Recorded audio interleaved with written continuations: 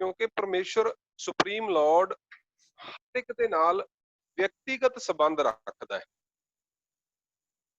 परमेश्वर का संबंध सारे जीवां दे नाल व्यक्तिगत है, इंडिविजुअल है। गुरु साहब जी की बाणी का फरमान है, गुरु गोबिंद सिंह महाराज सच्चे पातशाह बख्शिश करते ने, सिर सिर रिजक संभाहे ठाकुर काहे मन भौ करिया। रहराज साहब जी की बाणी दे विच असीं पढ़ते हैं शब्द कि सिर सिर रिजक संभाहे ठाकुर काहे मन भौ करिया। गुरु गोबिंद सिंह महाराज बख्शिश करते ने कि वो जो परमेश्वर है, जान को देत अजान को देत, जमीन को देत जमान को दह है, काहे को डोलत है तुमरी सुध सुंदर श्री पदमापत लह है। सो गुरबाणी दे अंदर हर एक मनुख, चाहे वो बच्चा है, चाहे वो बिरध है, चाहे वो इस्त्री है, बेटी है, भैन है, सारियां दा व्यक्तिगत संबंध सीधा सीधा परमेश्वर दे नाल है। ते परमेश्वर दे उत्ते अकीदा रखना सानू गुरमत सिखाउंदी है। गुरमत सानू दसदी है भी असीं किवें परमात्मा दे उत्ते अकीदा रख के, भरोसा रख के ते अपने जीवन दे सफर नू सुचज्जे ढंग दे नाल, आसानी दे नाल जिहड़ा है वो मंजिल तक ले जा सकते हां। क्योंकि बाणी दा फरमान है, भई प्राप्त मानुख दे हुरिया गोबिंद मिलन की यह तेरी बरिया, अवर काज तेरा किते ना काम, मिल साध संगत भाज केवल नाम। नाम किसदा? जो परिपूर्ण परमेश्वर जो सत है। जप मन सतनाम सदा सतनाम, हलत पलत मुख उजल होई है, नित ध्याई है हर पुरख निरंजना।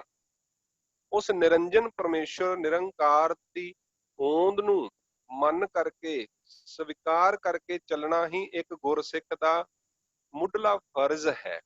हर एक इंसान का जिहड़ा भी इस संसार ते आया है, ਉਹਦਾ ਮੁੱਢਲਾ ਫਰਜ਼ ਹੈ ਕਿ ਪਰਮੇਸ਼ਰ ਨੂੰ, ਨਿਰੰਕਾਰ ਨੂੰ, ਸੁਪਰੀਮ ਪਾਵਰ ਨੂੰ ਸਮਰਪਿਤ ਹੋ ਕੇ ਚੱਲੇ। ਲੇਕਿਨ ਹੋਇਆ ਕਿ ਮਨੁੱਖਤਾ ਜਦੋਂ ਹੋਂਦ ਵਿੱਚ ਆਈ, ਹੋਂਦ ਵਿੱਚ ਆਉਣ ਤੋਂ ਬਾਅਦ ਜਿਵੇਂ ਜਿਵੇਂ ਇਸ ਦਾ ਵਿਸਥਾਰ ਹੋਇਆ, ਉਸ ਵਿਸਥਾਰ ਦੇ ਵਿੱਚ ਕਈ ਇਹੋ ਜਿਹੀਆਂ ਕੁਰੀਤੀਆਂ, ਕਈ ਇਹੋ ਜਿਹੀਆਂ ਰੀਤਾਂ, ਮਰਿਆਦਾ, ਪਰੰਪਰਾਵਾਂ ਜਿਹੜੀਆਂ ਨੇ ਉਹ ਘਰ ਕਰ ਗਈਆਂ, ਜਿਨ੍ਹਾਂ ਨੇ ਮਨੁੱਖ ਅਤੇ ਪਰਮੇਸ਼ਰ ਦੇ ਦਰਮਿਆਨ ਇੱਕ ਵਿੱਥ ਪਾ ਦਿੱਤੀ, ਇੱਕ ਖਾਈ ਪਾ ਦਿੱਤੀ, ਇੱਕ ਦੂਰੀ ਪਾ ਦਿੱਤੀ, ਜਿਹਨੂੰ ਮੇਟਣ ਦੇ ਵਾਸਤੇ ਫੇਰ ਦੁਬਾਰਾ ਧੰਨ ਗੁਰੂ ਨਾਨਕ ਸਾਹਿਬ ਆਪ ਨਾਰਾਇਣ ਕਲਾ ਧਾਰ ਜਗ ਮਹਿ ਪਰਵਰਿਓ, ਨਿਰੰਕਾਰ ਆਕਾਰ ਜੋਤ ਜਗ ਮੰਡਲ ਕਰਿਓ, ਆਪ ਪਰਮੇਸ਼ਰ ਨੂੰ ਦੁਬਾਰਾ ਆਉਣਾ ਪਿਆ। ਗੁਰੂ ਨਾਨਕ ਸਾਹਿਬ ਦੁਬਾਰਾ ਸੰਸਾਰ ਤੇ ਪਰਮੇਸ਼ਰ ਸਰੂਪ, ਸਰਗੁਣ ਸਰੂਪ ਅਵਤਰਿਤ ਹੁੰਦੇ ਨੇ ਤੇ ਉਹਨਾਂ ਨੇ ਆ ਕੇ ਇੱਕ ਵਾਰੀ ਫੇਰ ਸਾਰੀ ਮਨੁੱਖਤਾ ਨੂੰ ਹਲੂਣਾ ਦਿੱਤਾ, ਹੋਕਾ ਦਿੱਤਾ ਕਿ ਉਹ ਨਿਰੰਕਾਰ ਜੋ ਹੈ ਉਹ ਇੱਕ ਹੈ, ਉਹ ਸਾਰਿਆਂ ਦਾ ਪ੍ਰਕਾਸ਼ਕ ਹੈ। ਜਦੋਂ ਅਸੀਂ ਪੜ੍ਹਦੇ ਆ ਨਾ ਇੱਕ ਓੰਕਾਰ, ਓੰਕਾਰ ਜੋ ਸ਼ਬਦ ਹੈ ਉਹ ਇਹ ਗੱਲ ਦਾ ਲਖਾਇਕ ਹੈ, ਇਸ ਵਿਸ਼ੇ ਦਾ ਲਖਾਇਕ ਹੈ ਕਿ ਪਰਮੇਸ਼ਰ ਸਭਨਾਂ ਦਾ ਪ੍ਰਕਾਸ਼ਕ ਹੈ। ਸਭਨਾਂ ਦੀ ਹੋਂਦ ਪਰਮੇਸ਼ਰ ਕਰਕੇ ਹੈ, ਸਭਨਾਂ ਦੇ ਵਿੱਚ ਗੁਣ ਪਰਮੇਸ਼ਰ ਕਰਕੇ ਹਨ। ਕਾਰ ਤੋਂ ਭਾਵ ਹੈ ਉਹ ਲਗਾਤਾਰ ਹਰ ਇੱਕ ਦੇ ਸਿਰ ਤੇ ਰੱਖਿਆ ਦਾ ਉਹਦਾ ਜੋ ਫਰਜ਼ ਹੈ ਉਹ ਨਿਭਾ ਰਿਹਾ ਹੈ। ਇਸੇ ਕਰਕੇ ਅਸੀਂ ਬਾਣੀ ਵਿੱਚ ਪੜ੍ਹਦੇ ਹਾਂ ਕਿ ਹਮਰੀ ਗਣਤ ਨਾ ਗਣੀਆਂ ਕਾਈ, ਆਪਣਾ ਬਿਰਦ ਪਛਾਣ। ਉਹਦਾ ਇਹ ਬਿਰਦ ਹੈ, ਉਹਦਾ ਇਹ ਮੁੱਢ ਕਦੀਮੀ ਸੁਭਾਅ ਹੈ ਵੀ ਉਹ ਹਰ ਇੱਕ ਜੀਵ ਦੇ ਉੱਤੇ ਰਹਿਮੋ ਕਰਮ ਕਰਦਾ ਹੈ, ਉਹਦੇ ਭਾਗ ਦੇ ਅਨੁਸਾਰ ਉਹਨੂੰ ਰਿਜ਼ਕ, ਰੋਟੀ, ਸੁੱਖ ਸਭ ਕੁਝ ਦੇ ਰਿਹਾ ਹੈ ਕਿ ਉਹ ਇੱਕ ਹੀ ਸੁਪਰੀਮ ਲਾਰਡ ਸਦਾ ਰਹਿਣ ਵਾਲਾ ਹੈ। ਇਸ ਕਰਕੇ ਉਸ ਇੱਕ ਦੇ ਪ੍ਰਤੀ ਸਮਰਪਿਤ ਹੋਣਾ, ਮੈਂ ਸਮਝਦਾ ਹਾਂ ਵੀ ਇੱਕ ਵਿਅਕਤੀ ਦੇ ਵਾਸਤੇ, ਇੱਕ ਮਨੁੱਖ ਦੇ ਵਾਸਤੇ, ਤੇ ਖਾਸ ਕਰ ਕਿਉਂਕਿ ਅਸੀਂ ਗੁਰੂ ਨਾਨਕ ਸਾਹਿਬ ਜੀ ਦੇ ਸਿੱਖ ਅਖਵਾਉਂਦੇ ਹਾਂ, ਸਾਡੇ ਵਾਸਤੇ ਸਭ ਤੋਂ ਜ਼ਰੂਰੀ ਹੈ। ਲੇਕਿਨ ਸਮੇਂ ਦੇ ਵਿੱਚ ਜਦੋਂ ਅਸੀਂ ਸਮਾਜ ਵਿੱਚ ਰਹਿੰਦੇ ਹਾਂ ਤੇ ਜਿਸ ਸਮਾਜ ਵਿੱਚ ਅਸੀਂ ਰਹਿੰਦੇ ਹਾਂ ਉਹਦੇ ਵਿੱਚ ਕਈ ਹੋਰ ਸਮਾਜ ਵੀ ਰਹਿੰਦੇ ਹਨ, ਜਿਵੇਂ ਸਨਾਤਨ ਮਤ ਹੈ, ਇਸਲਾਮ ਮਤ ਹੈ, ਯਹੂਦੀ ਮਤ ਹੈ, ਬੌਧਿਜ਼ਮ ਹੈ, ਈਸਾਈਅਤ ਹੈ। ਸੋ ਇਹ ਸਾਰੇ ਸਮਾਜ ਵੀ ਸਾਡੇ ਨਾਲ, ਸਾਡੇ ਆਲੇ ਦੁਆਲੇ ਰਹਿੰਦੇ ਹਨ। ਉਹਨਾਂ ਦੀਆਂ ਕੁਝ ਪਰੰਪਰਾਵਾਂ ਹਨ, ਉਹਨਾਂ ਦੀਆਂ ਕੁਝ ਰੀਤਾਂ ਹਨ, ਉਹਨਾਂ ਦੇ ਕੁਝ ਤੀਜ ਤਿਉਹਾਰ ਹਨ, ਜਿਹੜੇ ਸਮਾਂ ਪਾ ਕੇ ਹੌਲੀ ਹੌਲੀ ਸਾਡਾ ਸਿੱਖ ਸਮਾਜ ਜਿਹੜਾ ਹੈ ਉਹਨੂੰ ਅਡੋਪਟ ਕਰਦਾ ਜਾ ਰਿਹਾ ਹੈ। ਕਿਸੇ ਦੇ ਸਮਾਜ ਦੇ ਕਿਸੇ ਤੀਜ ਤਿਉਹਾਰ ਵਿੱਚ ਸ਼ਾਮਲ ਹੋਣਾ ਇੱਕ ਹੋਰ ਗੱਲ ਹੁੰਦੀ ਹੈ, ਲੇਕਿਨ ਉਸ ਤੀਜ ਤਿਉਹਾਰ ਨੂੰ ਆਪਣੇ ਸਮਾਜ ਦਾ ਹਿੱਸਾ ਬਣਾ ਲੈਣਾ, ਮੈਂ ਸਮਝਦਾ ਵੀ ਇਹ ਕਿਤੇ ਨਾ ਕਿਤੇ ਸਾਡੇ ਵਾਸਤੇ ਚਿੰਤਾ ਦਾ ਵਿਸ਼ਾ ਹੋ ਸਕਦਾ ਹੈ। ਕਿਉਂਕਿ ਹਰ ਇੱਕ ਸਮਾਜ ਨੂੰ ਉਹਦੇ ਪੈਰੋਕਾਰਾਂ ਨੇ, ਉਹਦੇ ਅਵਤਾਰਾਂ ਨੇ, ਉਸ ਸਮਾਜ ਦੀ ਸਿਰਜਣਾ ਕਰਨ ਵਾਲਿਆਂ ਬੁੱਧੀਜੀਵੀਆਂ ਨੇ ਉਹਨਾਂ ਨੂੰ ਇੱਕ ਪਰੰਪਰਾ ਦਿੱਤੀ ਹੁੰਦੀ ਹੈ, ਇੱਕ ਰੀਤ ਦਿੱਤੀ ਹੁੰਦੀ ਹੈ, ਇੱਕ ਰਿਵਾਜ ਦਿੱਤਾ ਹੁੰਦਾ ਹੈ। ਉਹਦੇ ਉੱਤੇ ਚੱਲਣਾ ਉਹਨਾਂ ਦਾ ਫਰਜ਼ ਹੈ। ਜਿਵੇਂ ਅਸੀਂ ਸਮਾਜ ਵਿੱਚ ਦੇਖਦੇ ਹਾਂ, ਕਈ ਤਰ੍ਹਾਂ ਦੀਆਂ ਫੋਰਸਿਸ ਹੁੰਦੀਆਂ ਹਨ, ਪੈਰਾਮਿਲਟਰੀ ਫੋਰਸ ਹੈ, ਪੁਲਿਸ ਹੈ, ਆਰਮੀ ਹੈ, ਹੋਰ ਕਈ ਤਰ੍ਹਾਂ ਦੀਆਂ ਫੋਰਸ ਹੁੰਦੀਆਂ ਹਨ। ਇਸੇ ਤਰ੍ਹਾਂ ਖਾਲਸਾ ਵੀ ਇੱਕ ਫੋਰਸ ਹੈ। ਖਾਲਸਾ ਅਕਾਲ ਪੁਰਖ ਕੀ ਫੌਜ, ਪ੍ਰਗਟਿਓ ਖਾਲਸਾ ਪਰਮਾਤਮ ਕੀ ਮੌਜ। ਇਹ ਸਿੱਖ ਵੀ ਗੁਰੂ ਦਾ ਸਿਪਾਹੀ ਹੈ। ਸੰਤ ਸਿਪਾਹੀ ਦੀ ਉਪਾਧੀ ਸਤਿਗੁਰ ਨੇ ਸਾਨੂੰ ਬਖਸ਼ਿਸ਼ ਕੀਤੀ ਹੈ। ਮੀਰੀ ਤੇ ਪੀਰੀ ਦਾ ਸਿਧਾਂਤ ਸਾਨੂੰ ਬਖਸ਼ਿਸ਼ ਕੀਤਾ ਹੈ। ਸੋ ਸਾਡਾ ਮੁੱਢਲਾ ਫਰਜ਼ ਹੈ, ਅਗਰ ਅਸੀਂ ਗੁਰੂ ਨੂੰ ਸਮਰਪਿਤ ਹਾਂ, ਅਸੀਂ ਆਪਣੇ ਆਪ ਨੂੰ ਇੱਕ ਸਿੱਖ ਕਹਾਉਂਦੇ ਹਾਂ। ਜਦੋਂ ਅਸੀਂ ਆਪਣੇ ਆਪ ਦੇ ਨਾਲ ਇੱਕ ਸਿੱਖ ਦਾ ਲੇਬਲ ਲਾ ਲਿਆ ਵੀ ਮੈਂ ਆਈ ਐਮ ਅ ਸਿੱਖ, ਮੈਂ ਇੱਕ ਸਿੱਖ ਹਾਂ, ਤੇ ਉਦੋਂ ਫਿਰ ਸਾਡੇ ਨਾਲ ਜੁੜਦਾ ਹੈ ਗੁਰੂ ਨਾਨਕ ਸਾਹਿਬ ਜੀ ਦਾ ਸਿਧਾਂਤ, ਗੁਰੂ ਨਾਨਕ ਸਾਹਿਬ ਜੀ ਦਾ ਉਪਦੇਸ਼। ਜਿਵੇਂ ਇੱਕ ਮਨੁੱਖ ਇਹ ਕਹੇ ਵੀ ਮੈਂ ਇੱਕ ਬ੍ਰਾਹਮਣ ਹਾਂ, ਜਾਂ ਮੈਂ ਇੱਕ ਹਿੰਦੂ ਹਾਂ, ਜਾਂ ਮੈਂ ਇੱਕ ਮੁਸਲਮਾਨ ਹਾਂ, ਜਾਂ ਮੈਂ ਇੱਕ ਈਸਾਈ ਹਾਂ, ਤੇ ਉਹਦੇ ਨਾਲ ਉਸ ਧਰਮ ਦੇ, ਉਸ ਜਿਹੜਾ ਸਮਾਜ ਹੈ ਉਹਦੇ ਪੈਰੋਕਾਰਾਂ ਦੇ ਸਿਧਾਂਤ ਜੁੜੇ ਹੁੰਦੇ ਹਨ।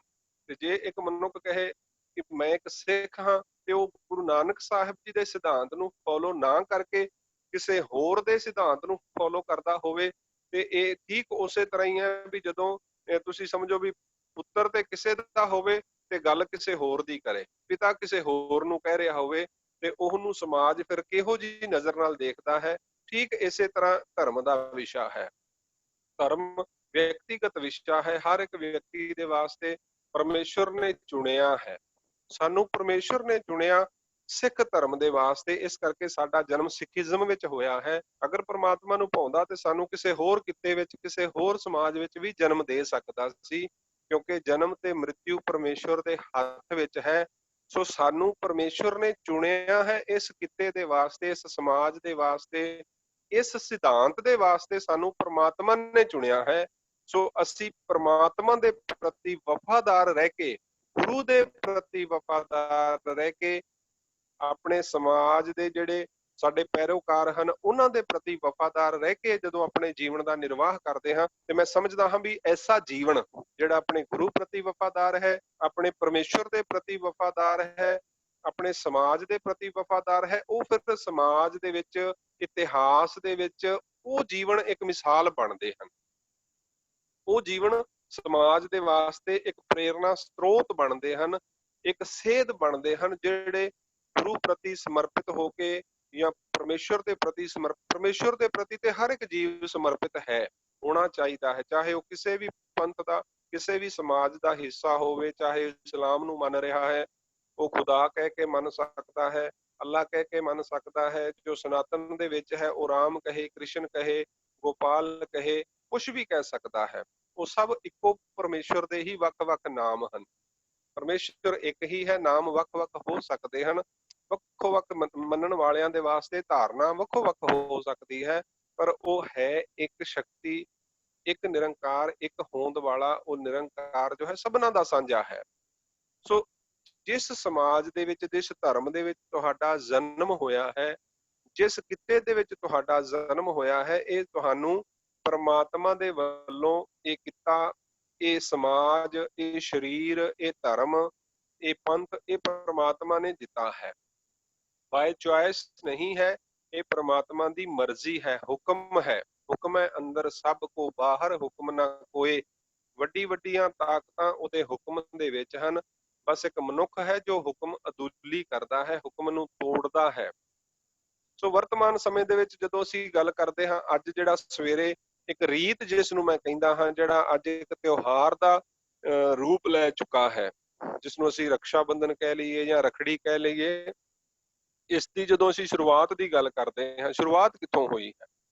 ਤੇ ਸਭ ਤੋਂ ਪਹਿਲਾਂ ਇਹਦਾ ਪ੍ਰਮਾਣ ਜਦੋਂ ਅਸੀਂ ਪੁਰਾਤਨ ਸਨਾਤਨ ਗ੍ਰੰਥਾਂ ਨੂੰ ਪੜ੍ਹਦੇ ਹਾਂ, ਤੇ ਭਵਿੱਖਿਅਤ ਪੁਰਾਣ ਦੇ ਵਿੱਚ ਵਿੱਚ ਇਹਦਾ ਜ਼ਿਕਰ ਮਿਲਦਾ ਹੈ ਵੀ ਇੱਕ ਸਮਾਂ ਐਸਾ ਆਇਆ ਜਦੋਂ ਇੰਦਰ ਜੋ ਦੇਵਤਾ ਸਨਾਤਨ ਮਤ ਨੇ ਮੰਨਿਆ ਹੈ, ਜੋ ਬਦਲਾਂ ਦਾ ਜਾਂ ਦੇਵਤਿਆਂ ਦਾ ਰਾਜਾ ਹੈ, ਉਹਦੇ ਉੱਤੇ ਜਦੋਂ ਭੀੜ ਬਣੀ, ਕਸ਼ਟ ਆਇਆ ਤੇ ਉਹਦੇ ਉੱਤੇ ਦੈਂਤਾਂ ਨੇ, ਰਾਖਸ਼ਾਂ ਨੇ ਹਮਲਾ ਕਰ ਦਿੱਤਾ। ਇਹ ਸਨਾਤਨ ਮੰਤ ਦੀਆਂ ਦੰਤ ਕਥਾਵਾਂ ਹਨ, ਇਹ ਉਹਨਾਂ ਦਾ ਇਤਿਹਾਸ ਹੈ। ਆਪਾਂ ਉਹਦੇ ਤੋਂ ਰੈਫਰੈਂਸ ਲੈ ਰਹੇ ਹਾਂ ਤਾਂ ਕਿ ਸਾਨੂੰ ਸਮਝ ਪੈ ਸਕੇ ਵੀ ਇਹਦਾ ਸਾਡੇ ਨਾਲ ਕਿੰਨਾ ਕੁ ਗੂੜਾ ਸੰਬੰਧ ਹੈ ਜਾਂ ਨਹੀਂ ਹੈ।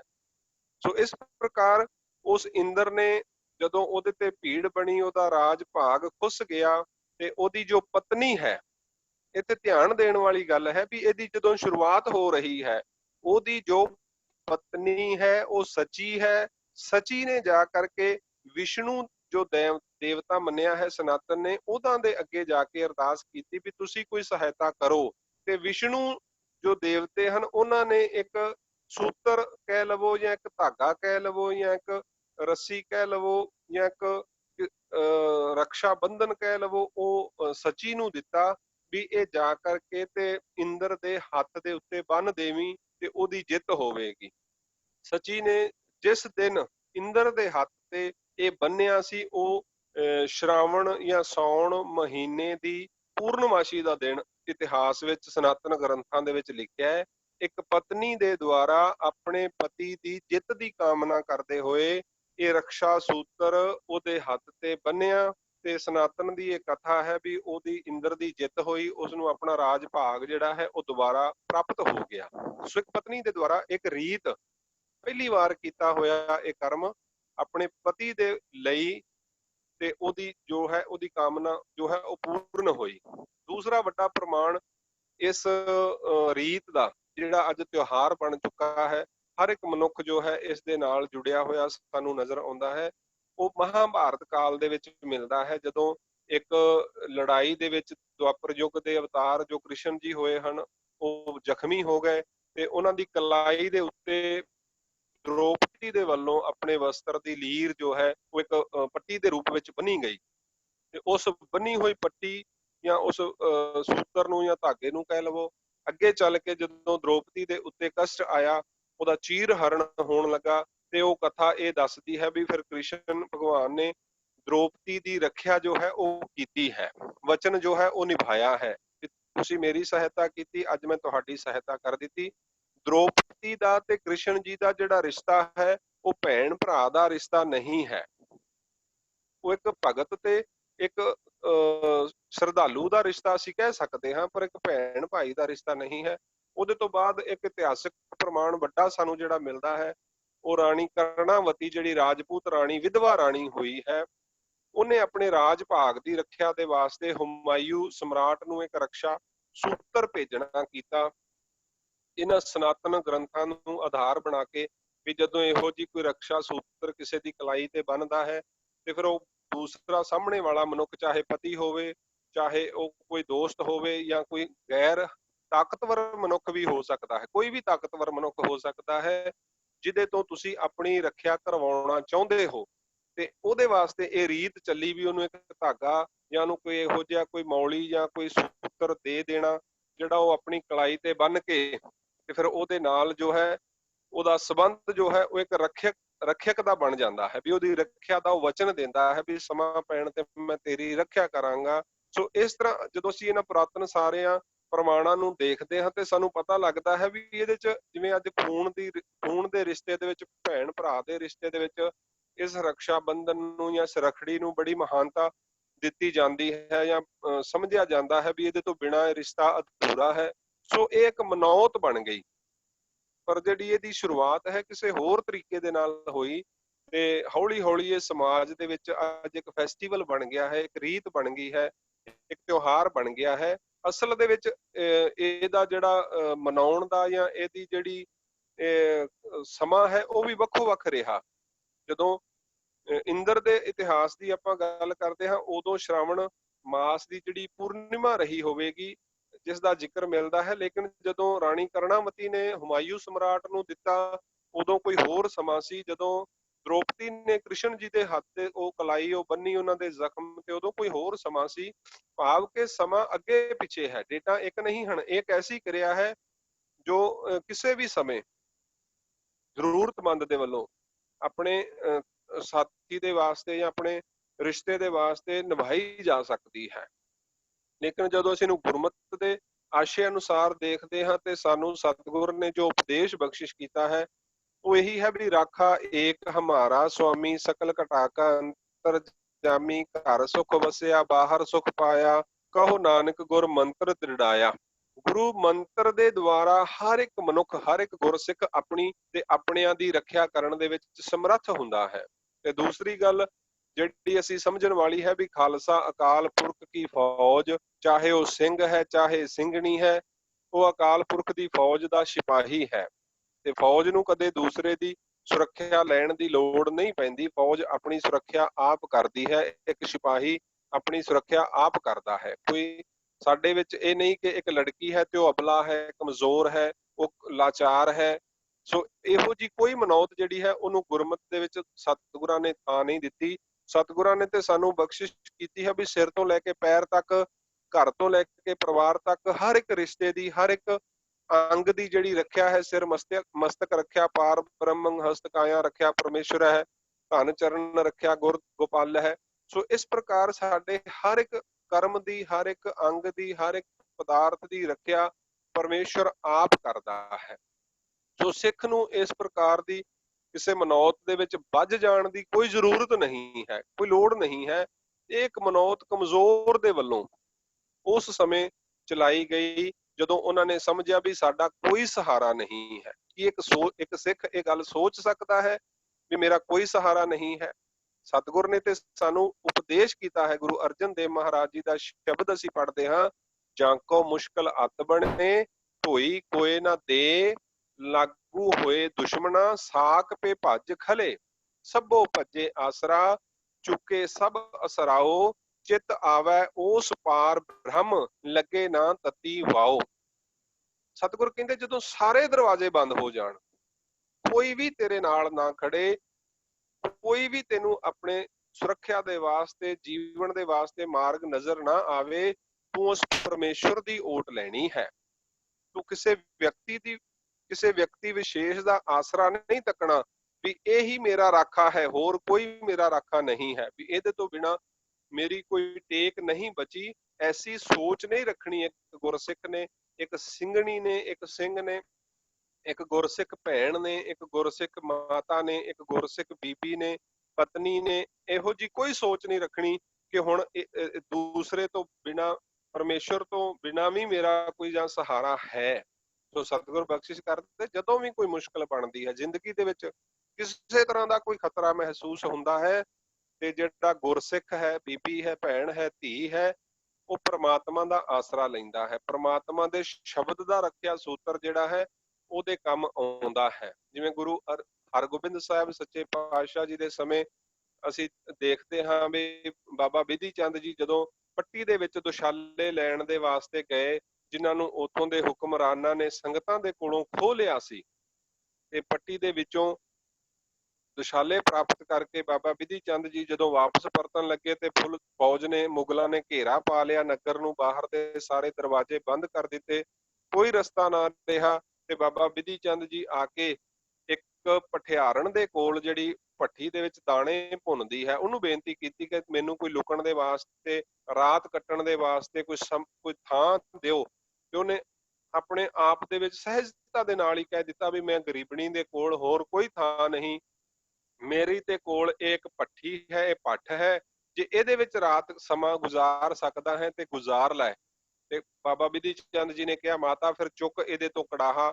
ਤੇ ਜਦੋਂ ਉਹਦਾ ਕੜਾਹਾ ਪਾਸੇ ਕਰਕੇ ਬਾਬਾ ਬਿਧੀ ਚੰਦ ਉਸ ਭੱਠ ਦੇ ਵਿੱਚ ਬੈਠ ਗਏ ਤੇ ਉਹ ਅੱਗ ਬਲਦੀ ਰਹੀ, ਪਰ ਬਾਬਾ ਬਿਧੀ ਚੰਦ ਜੀ ਨੂੰ ਉਹ ਅੱਗ ਜਿਹੜੀ ਉਹ ਛੂ ਨਹੀਂ ਸਕੀ। ਕਿਉਂ? ਕਿਉਂਕਿ ਰਾਖਾ ਏਕ ਹਮਾਰਾ ਸੁਆਮੀ ਸਗਲ ਘਟਾਕਾ ਅੰਤਰ ਜਾਮੀ।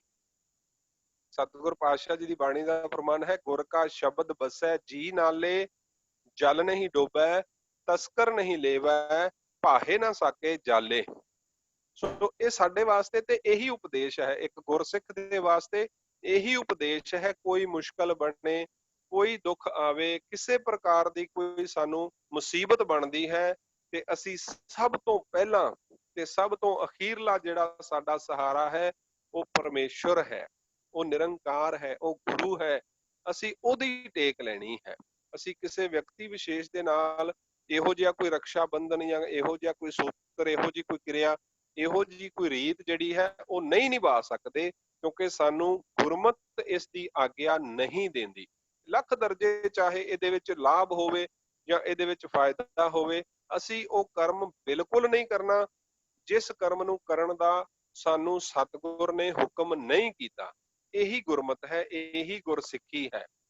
ਅੱਜ ਕਈ ਇਹੋ ਜਿਹੇ ਕਰਮ ਹਨ ਜਿਨ੍ਹਾਂ ਨੂੰ ਲਾਲਚ ਵਸ, ਸਵਾਰਥ ਵਸ ਸਾਡਾ ਸਿੱਖ ਸਮਾਜ ਦੇ ਵਿੱਚ ਜਿਹੜੇ ਕੱਚੇ ਪੀਲੇ ਸਿੱਖ ਹਨ ਉਹ ਕਰੀ ਜਾ ਰਹੇ ਹਨ। ਭਾਵ ਕਿ ਜਿਵੇਂ ਸ਼ਨੀਵਾਰ ਨੂੰ ਮੰਦਰਾਂ ਦੇ ਵਿੱਚ ਛੋਲੇ ਚੱਕੀ ਜਾਣਾ ਜਾਂ ਉੜਦਾਂ ਦੀ ਦਾਲ ਚੱਕੀ ਜਾਣਾ ਜਾਂ ਪਿੱਪਲਾਂ ਨੂੰ ਪਾਣੀ ਦੇਣਾ, ਇਹ ਹੋਰ ਸਮਾਜ ਦੀਆਂ ਗੱਲਾਂ ਹਨ। ਇਹ ਉਹਨਾਂ ਦੀ ਮਰਿਆਦਾ ਹੈ, ਉਹਨਾਂ ਦੀ ਰੀਤ ਹੈ। ਸਤਿਗੁਰ ਨੇ ਸਾਨੂੰ ਇਹ ਹੁਕਮ ਨਹੀਂ ਕੀਤਾ। ਕੋਈ ਵੀ ਮੁਸ਼ਕਲ ਬਣਦੀ ਹੈ, ਅਸੀਂ ਕਿਸੇ ਸ਼ਨੀ ਨੂੰ, ਕਿਸੇ ਮੰਗਲ ਨੂੰ, ਕਿਸੇ ਸੂਰਜ ਨੂੰ ਅਸੀਂ ਨਹੀਂ ਪਾਣੀ ਦੇਣਾ, ਕਿਉਂਕਿ ਉਹ ਸਾਡੇ ਸੇਵਾਦਾਰ ਹਨ। ਮੈਂ ਪਿੱਛੇ ਵੀ ਆਪ ਜੀ ਦੇ ਨਾਲ ਜਦੋਂ ਵਿਚਾਰ ਕੀਤਾ ਸੀ ਤੇ ਇਹ ਸਮਝਾਉਣ ਦੀ ਕੋਸ਼ਿਸ਼ ਕੀਤੀ ਸੀ ਕਿ ਪਰਮੇਸ਼ਵਰ ਤੋਂ ਬਿਨਾਂ ਜਿੰਨੀਆਂ ਵੀ ਤਾਕਤਾਂ ਹਨ ਉਹ ਮਨੁੱਖ ਦੀਆਂ ਸੇਵਾਦਾਰ ਹਨ।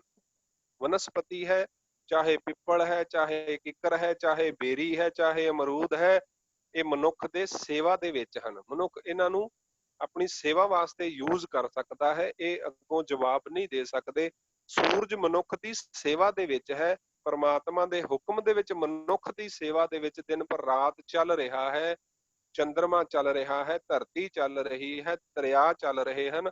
ਸਾਰੀਆਂ ਤਾਕਤਾਂ ਪਰਮੇਸ਼ਵਰ ਦੇ ਹੁਕਮ ਦੇ ਵਿੱਚ ਹਨ।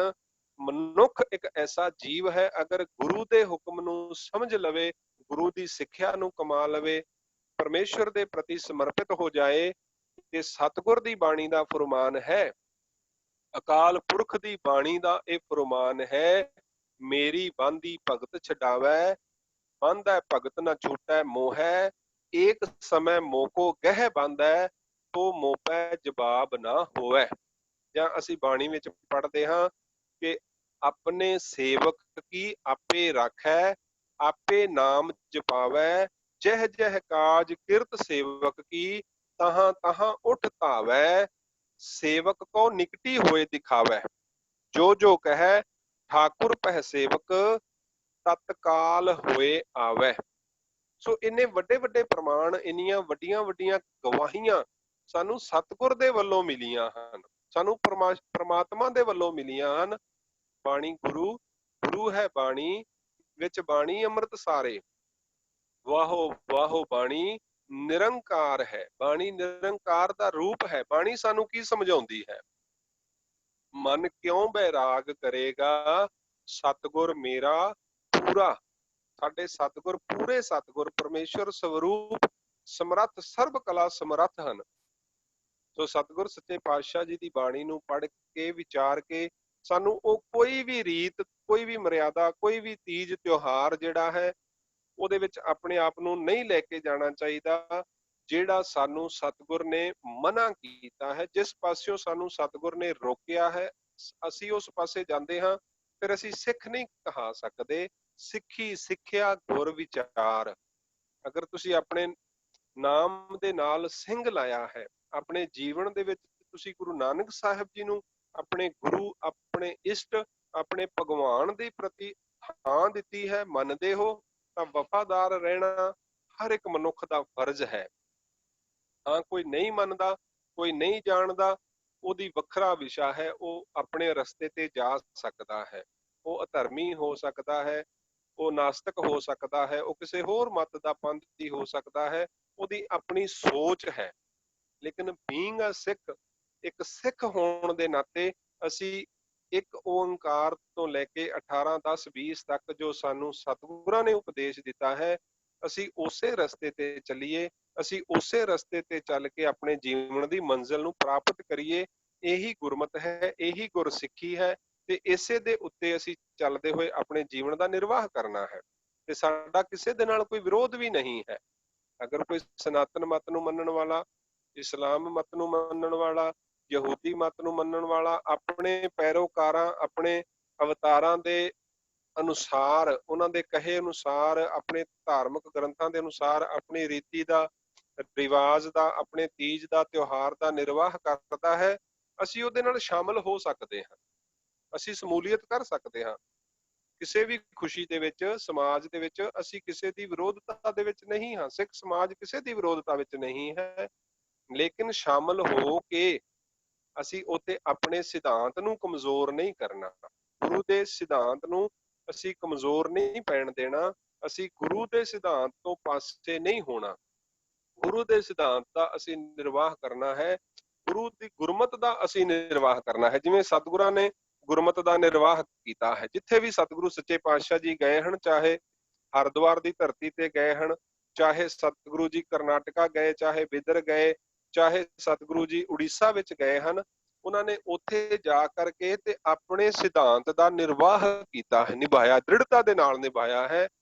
ਉਹ ਭੀੜ ਦੇਖ ਕਰਕੇ, ਉਹ ਤਾਕਤਵਰ ਦੇਖ ਕਰਕੇ, ਜਾਂ ਉਹ ਸਾਹਮਣੇ ਵਾਲੇ ਨੂੰ ਕਿਸੇ ਵੀ ਤਰੀਕੇ ਦੇ ਨਾਲ, ਇਹ ਨਹੀਂ ਕਿ ਗੁਰੂ ਸਾਹਿਬ ਕਿਤੇ ਕਮਜ਼ੋਰ ਪੈ ਗਏ ਜਾਂ ਚੁੱਪ ਕਰ ਗਏ ਜਾਂ ਉਹਨਾਂ ਨੇ ਆਪਣੀ ਗੱਲ ਨਹੀਂ ਕਹੀ। ਸਤਿਗੁਰ ਨੇ ਹਰ ਥਾਂ ਤੇ ਆਪਣੀ ਸਿਧਾਂਤ, ਆਪਣੀ ਗੱਲ ਨੂੰ, ਗੁਰਮਤ ਨੂੰ ਜਿਹੜਾ ਹੈ ਬੜੀ ਦ੍ਰਿੜਤਾ ਦੇ ਨਾਲ ਪ੍ਰਚਾਰਿਆ ਹੈ, ਪ੍ਰਸਾਰਿਆ ਹੈ। ਇਸੇ ਤਰ੍ਹਾਂ ਸਿੱਖ ਕਿਸੇ ਵੀ ਸਮਾਜ ਵਿੱਚ ਜਾਏ, ਕਿਸੇ ਧਾਰਮਿਕ ਫੰਕਸ਼ਨ ਵਿੱਚ ਜਾਏ ਜਾਂ ਕਿਸੇ ਵੀ ਮਾਹੌਲ ਵਿੱਚ ਜਾਏ, ਉੱਥੇ ਜਾ ਕਰਕੇ ਉਹ ਗੁਰਮਤ ਨੂੰ ਜੋ ਹੈ ਉਹ ਦ੍ਰਿੜ ਕਰਕੇ ਰੱਖੇ, ਗੁਰੂ ਸਿਧਾਂਤ ਨੂੰ ਦ੍ਰਿੜ ਕਰਕੇ ਰੱਖੇ। ਇਹ ਨਾ ਹੋਵੇ ਕਿ ਗੰਗਾ ਗਏ ਗੰਗਾ ਰਾਮ ਤੇ ਜਮਨਾ ਗਏ ਜਮਨਾ ਦਾਸ।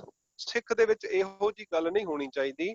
ਹਾਂ, ਸਤਿਕਾਰ ਸਭ ਦਾ ਕਰੋ, ਸਾਰਿਆਂ ਨਾਲ ਪਿਆਰ ਕਰੋ, ਸਾਰਿਆਂ ਦੇ ਜੋ ਰੀਤੀ ਰਿਵਾਜ ਹਨ ਉਹਨਾਂ ਨੂੰ ਸਤਿਕਾਰ ਦਿਓ, ਲੇਕਿਨ ਆਪਣੇ ਸਿਧਾਂਤ ਦੇ ਪ੍ਰਤੀ, ਆਪਣੇ ਫਲਸਫੇ ਦੇ ਪ੍ਰਤੀ, ਆਪਣੇ ਜਿਹੜਾ ਸਤਿਗੁਰ ਨੇ ਸਾਨੂੰ ਸਿਧਾਂਤ ਦਿੱਤਾ ਹੈ ਉਹਦੇ ਪ੍ਰਤੀ ਵਫਾਦਾਰ ਰਹਿਣਾ ਜੋ ਹੈ, ਇਹ ਹਰ ਇੱਕ ਗੁਰਸਿੱਖ ਦਾ ਪਹਿਲਾ ਫਰਜ਼ ਹੈ। ਤਾਂ ਹੀ ਅਸੀਂ ਗੁਰੂ ਨਾਨਕ ਸਾਹਿਬ ਜੀ ਦੇ ਸਿੱਖ ਕਹਾਉਣ ਦੇ ਹੱਕਦਾਰ ਹੁੰਦੇ ਹਾਂ। ਤਾਂ ਹੀ ਅਸੀਂ ਗੁਰੂ ਨਾਨਕ, ਗੁਰੂ ਕਲਗੀਧਰ ਦਸ਼ਮੇਸ਼ ਪਿਤਾ ਜੀ ਦੇ ਸਿੰਘ ਕਹਾਉਣ ਦੇ ਹੱਕਦਾਰ ਹੁੰਦੇ ਹਾਂ। ਸੋ ਇਸ ਕਰਕੇ ਇਹ ਗੱਲਾਂ ਨੂੰ ਸਾਨੂੰ ਵਿਚਾਰਨ ਦੀ ਲੋੜ ਹੈ, ਸਮਝਣ ਦੀ ਲੋੜ ਹੈ। ਮੈਂ ਸਮਝਦਾ ਹਾਂ